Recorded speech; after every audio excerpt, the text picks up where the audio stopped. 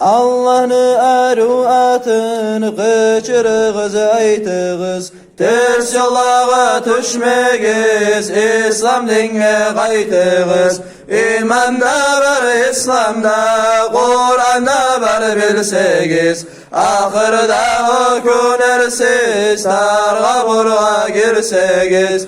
Targa burga girgende, ol geningni bilgende, o yerden eteceksin, sonra alma gelgende.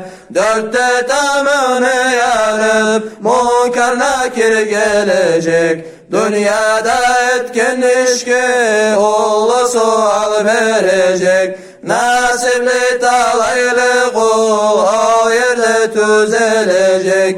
Nasibi yok kim olsa, cevabın ol vermeyecek. Allah düz etken kulun cennete salacak. Allah'ın onarmağan cehennemde kalacak.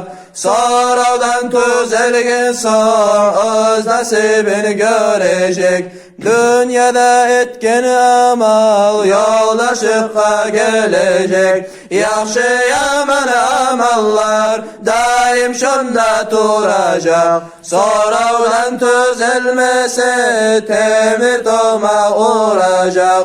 O legenden ne payda, ömür sürdün bucuna. Hali gelip toktadın hak dünyanın ucuna. Onda yok alma kişi, onda yok verme kişi. Alacak tövbe edip dünyada etken işi.